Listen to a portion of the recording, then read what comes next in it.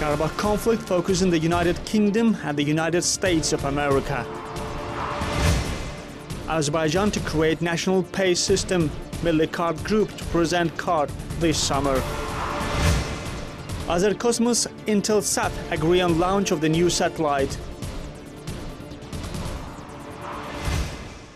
President of Azerbaijan Ilham Aliyev has received the credentials of newly appointed ambassador of the United States, Robert Sekuta. Ambassador Sekuta handed his credentials to President Ilham Aliyev. President Aliyev then had a conversation with the ambassador. The parties discussed prospects for Azerbaijani-US relations.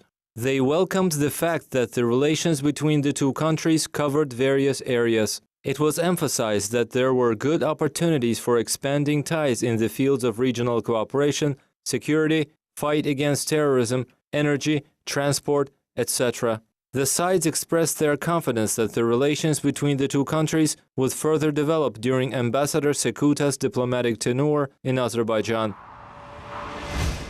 The existence of frozen conflicts in the region hinders the development of both Azerbaijan and Georgia, the Azerbaijani Foreign Minister Elmar Mammadov said on Thursday. He made the remarks in Tbilisi at a joint press conference with Georgia's Foreign Minister Tamer Berichashvili. Mammadov said that the Armenian-Azerbaijani Karabakh conflict hinders the development of not only Azerbaijan, but also puts Armenia in a hopeless situation, as Yerevan can't in such circumstances participate in large-scale regional projects, said Mammadov. He underscored that Armenia can become a member to the project for construction of the Baku-Tbilisi Kars Railway if that country abandons the policy of aggression.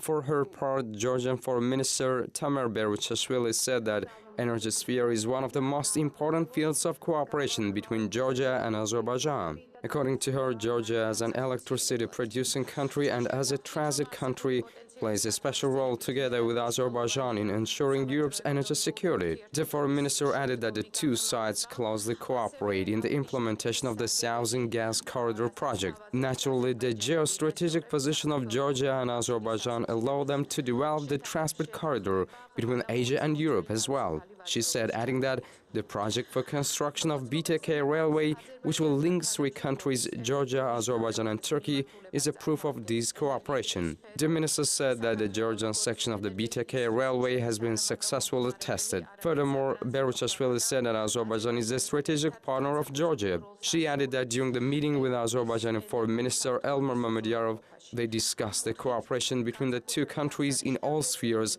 and expressed a readiness to continue this cooperation. Member of Azerbaijan's delegation to the OSCE Parliamentary Assembly, Azay Guliyev, has suggested replacement of the OSCE Minsk Group co-chairs who are mediating the settlement of the Armenia-Azerbaijan Nagorno-Karabakh conflict. Guliyev made the remarks during his speech at the winter session of the OSCE-PA in Vienna. The MP believes that a possible change in the composition of the mediators could lead to the emergence of fresh ideas in the conflict settlement process. Guliyev suggested inclusion of Turkey and Germany to the mediating group. Armenian population is revealed to be the poorest of poor as the gap between the rich and poor in the country deepened over the last year.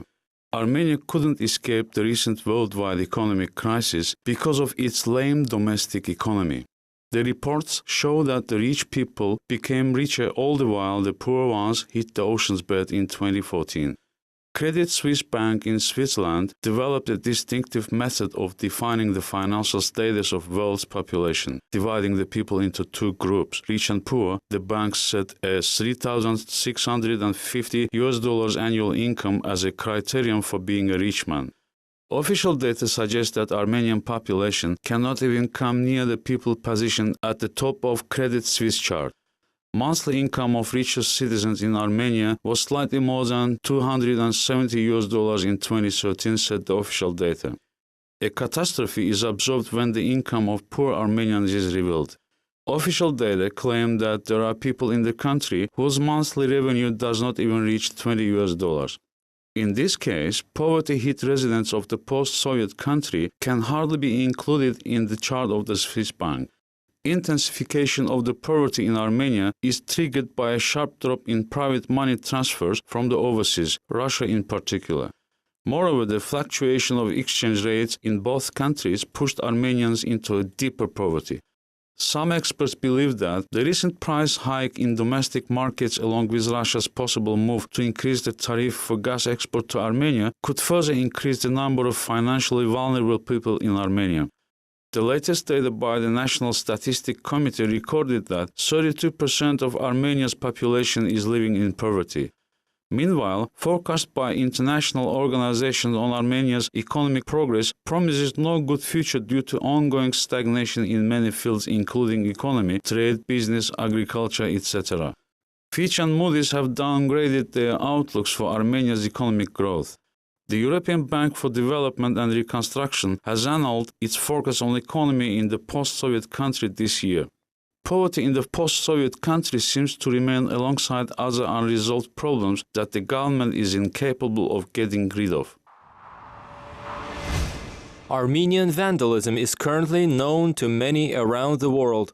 The Armenians are destroying monuments in the territories of Azerbaijan, which have long been occupied by Armenian armed forces, and this issue has been repeatedly raised during international events. The issue was also on the agenda at a recent conference which brought together lawmakers, representatives of government agencies and international organizations, historians, scholars and public figures. The conference was organized by Azerbaijan's State Committee for Work with Religious Organizations and the Institute of Human Rights under the Azerbaijan National Academy of Sciences. The Armenians have been destroying historical monuments of the Azerbaijani people in the occupied Azerbaijani territory, including Nagorno-Karabakh and 7 surrounding regions. Cultural valuables and religious monuments, which had been created over millennia, are being destroyed. Azerbaijan intends to convey to the world community the facts of vandalism committed by Armenian separatists in the occupied territories of Azerbaijan. Over 1,000 historical monuments have been destroyed in Nagorno-Karabakh and the 7 adjacent regions. These include mosques, Albanian churches, libraries, places of worship, and much more. Employees of the State Committee for Work with Religious Organizations, jointly with the Ministry of Culture and Tourism and the Heydar Aliyev Foundation, are informing the world community about the destruction of the historical and cultural monuments in the occupied territories of Azerbaijan. The signed memorandum on cooperation between the State Committee and the Human Rights Institute is expected to facilitate the efforts aimed at conveying the facts to the international community. The document, which was adopted at a conference titled Monuments Under Occupation, Along the Traces of Historical Memories, envisages holding events in the coming years to inform the world community about the crimes perpetrated by Armenia against the samples of Azerbaijani history and cultural heritage. We are working on the publication of a book. It will be in several languages. The book has already been completed and now it has to be published and translated. This is an integral part of a major program, which will be implemented in this regard jointly with UNESCO. According to Mustafayeva, there is a commission under UNESCO which deals with historical and cultural monuments in the areas of armed conflict, and that is where relevant statements are being made. The participants of the conference concurred that vandalism cannot be justified in any shape or form, and the Armenians must treat the history of another nation with respect. However, attendees believe that those who crave for 20% of the territory of Azerbaijan, hundreds of Georgian churches, the music and cuisine of neighboring nations, cannot have such feelings. Our wise men say that the one who has lost yesterday cannot find tomorrow. There has been no instance in history when something that was destroyed could be erased from the memory of the people. Yevdayev believes that no matter how much destruction occurs, a day will come when Azerbaijan will regain its lands and restore what has been destroyed. He expressed confidence that Azerbaijan's power, political and economic successes will allow the country to free its territories from the invaders. The issue regarding the destruction of cultural monuments and shrines in the occupied Azerbaijani territories and the Armenian acts of vandalism has been repeatedly raised at international organizations. Nevertheless, the Armenians continue to destroy the cultural heritage of the Azerbaijani people. According to officials, Armenia is always discontent with visits to the region by UNESCO and Council of Europe fact-finding missions.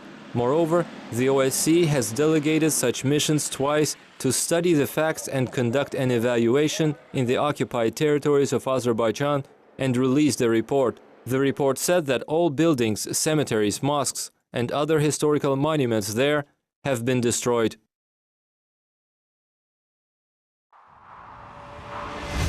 The University of Birmingham Research Group on the Caucasus and Central Asia, the Center for Russian, European and Eurasian Studies Policies, College of Social Sciences, University of Birmingham, in collaboration with the Department of World Studies, King's College London, hosted a conference entitled Nagorno-Karabakh Conflict, Current State and Prospects. Ex-co-chair of the OSCE Minsk Group Ambassador Jacques Faure, Executive Director of Links Denis Samut, highlighted the history and current state of the Karabakh conflict, as well as position of both sides. Representative of Birmingham University Kamala Imranli made a presentation about Karabakh during the second session of the conference, stating that Karabakh is the native Azerbaijan land. The conference discussed the Karabakh conflict, which is one of the most complex and protracted ethno-territorial conflicts in the post-Soviet space. It focused on the role of local and regional actors and the current political and academic discourses on the conflict. The conference brought together scholars, policymakers, and analysts with lengthy empirical and political experience of this turbulent region. Tirana hosted the meeting under the chairmanship of the State Oil Company of the Azerbaijan Republic, where the parties discussed a master plan for preparation of feasibility study to supply gas to Albania. According to SOCAR, the meeting was held within the memorandum signed between Azerbaijan and Albania on December 19, 2014. As a result of the meeting, the working group was established to prepare a master plan for feasibility study to supply gas to Albania. The next meeting on this issue will be held in April, SOCAR says.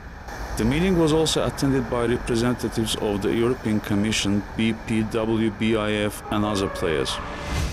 National satellite operator in Azerbaijan, Azercosmos, signed a new agreement with the company Intelsat SA to get a new satellite into orbit 45 degrees east longitude, Azercosmos said. Thus, the second Azerbaijani satellite will cover Europe, Central and Southwest Asia, Middle East and African countries in the south of the Sahara. The new satellite will also be a fallback option and orbiting satellite Azerspace 1. The coverage area of the satellite Azerspace 2 will be greater than its predecessor. Rashad Nabiev, chairman of Azercosmos, said that the need for services of Azercosmos in the regions of action is growing. Azerspace 2 will be part of a broad plan for satellite services in the region. As is known, the orbiting satellite Azerspace 2 is planned for 2017. Intelsat will also act as a site from which Azerbaijan leases satellite orbits for Azerspace 2. The construction of the satellite will take 30 months. The tender for the second satellite program will involve 6 companies. Azerspace 2 is expected to provide digital broadcasting, internet access, data transmission, creation of multi-service networks, VCAT, and etc. Azerbaijan entered the Global Space Club by launching into orbit its own satellite by France's Ariane 5 Echo launcher, Ariane Space Company. Azerspace 1 telecommunications satellite covers Eastern Europe, the Caucasus, Central Asia, and North Africa. The satellite was designed to offer digital broadcasting services, internet access, and data transmission. It also creates multi-service VCAT networks and provides governmental communication services. Some 80% of the satellite's resources are available for commercial purposes. Currently, Azerspace 1 broadcasts over 120 TV and radio channels. Baku is expected to earn $500 to $600 million by operating the satellite in 17 years. Azercosmos also jointly uses the low Earth orbit satellites Spot 6 and Spot 7 together with the French company Airbus Defense and Space. Each of these satellites is capable of daily surveying an Earth's surface area up to 3 million square kilometers.